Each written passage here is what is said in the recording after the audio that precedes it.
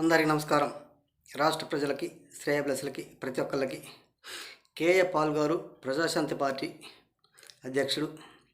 KA Paul గారు TDP MLA Nara Lokesh గారు EVM ట్యాబరింగ్ ద్వారా గెలిచారు అని అంటారు మీరు.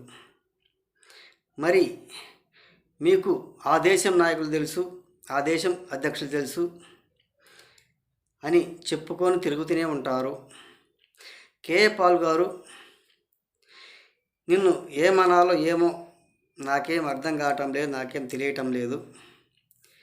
కేఏ పాల్ గారు, నీకు దమ్ము ధైర్యం ఉంటే వాళ్ళు ఈవీఎం ట్యాబరింగ్ చేసి గెలిచారు అన్నదాన్ని నువ్వు రుజువు చేసి చూపించగలవా?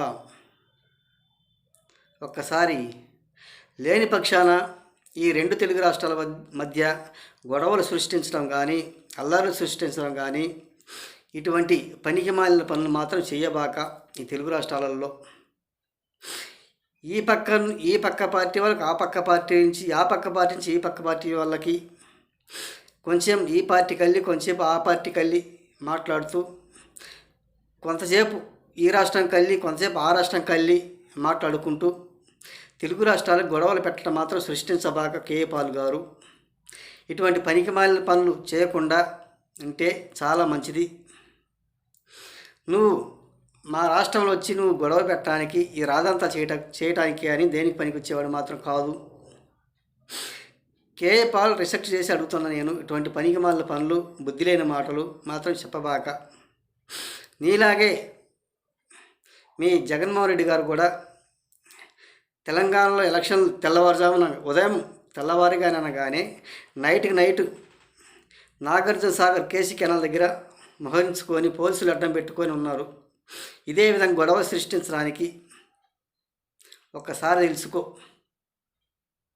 ఇటువంటి పనికిమాలిన మాటలు మాట్లాడకుండా, ఇటువంటి యదవ ఆలోచనలు ఆలోచించకుండా, ఈ తెలుగు రాష్ట్రాల్లో జనాల చేత చా అని అనిపించుకోకుండా ఉంటే చాలా వరకు బెస్ట్. కేఏ పాల్ గారు, ఒక్కసారి తెలుసుకోండి.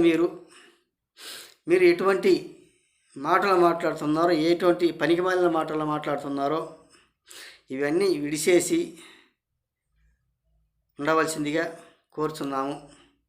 ఇటువంటి పనికిమాలిన మాటలు మాత్రం ఇక మాట్లాడబాకండి కేఏ పాల్ గారు. బుద్ధి లేని మాటలు, గుణం తక్కువ మాటలు అని తెలియజేస్తూ, ఎవరు ఏమి అలాగేం ఈవీఎం ట్యాబరింగ్ ఏం చేయలేదు, జనాలు సింపతి వలన జనానికి సహాయం అంటూ ఏం చేయలేదు కాబట్టి, రాష్ట్ర అభివృద్ధిగా, రాష్ట్రం డెవలప్గా ఏం చేయలేకపోయాడు కాబట్టి, రాష్ట్ర ప్రజలు మొత్తం వ్యతిరేకంగా ఉండి ఈ కూటమి ప్రభుత్వానికి ఓటు వేశారే కానీ ఇటువంటి పనికిమాలిన పనులు, ఇటువంటి పనికిమాలిన మాటలు మాట్లాడబాక. తెలుగు రాష్ట్రాలలో ఆ రాష్ట్రానికి ఈ రాష్ట్రానికి గొడవలు పెట్టడం మాత్రం సృష్టించబాక.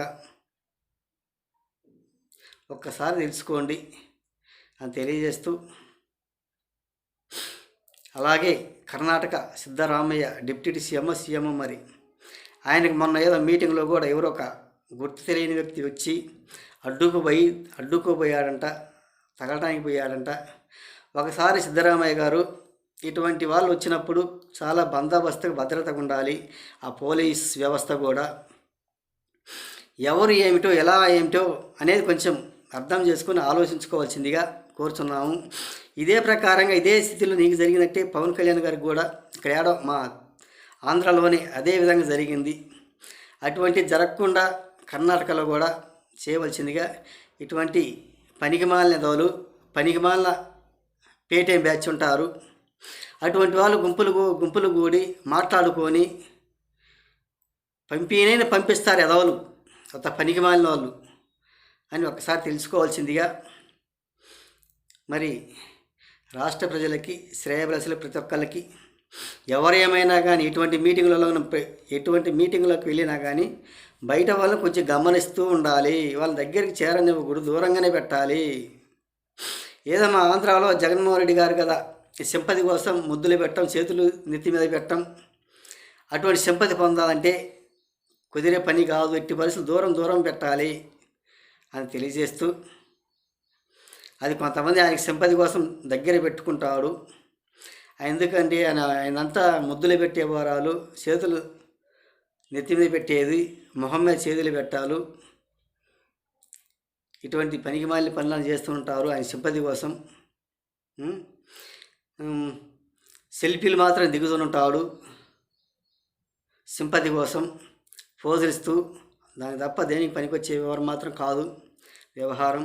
ఇటువంటి పనికిమాలిన పనులు మాత్రం చేయవలసిన అవసరమే చేయబాకండి కేఏ పాల్ గారు అని తెలియజేస్తూ, కేఏ పాల్ గారు ఆంధ్రాకి తెలంగాణకి ఇటువంటి గొడవలు మాత్రం సృష్టించబాకండి అని తెలియజేస్తూ, అలాగే సిద్ధరామయ్య గారికి, ఈ ఆంధ్ర తెలంగాణ రాష్ట్ర ప్రజలకి, పెద్ద పెద్ద నాయకులకి, ప్రతి ఒక్కళ్ళకి హృదయపూర్వక ధన్యవాదాలు తెలియజేస్తూ నేను సెలవు తీసుకుంటున్నాను.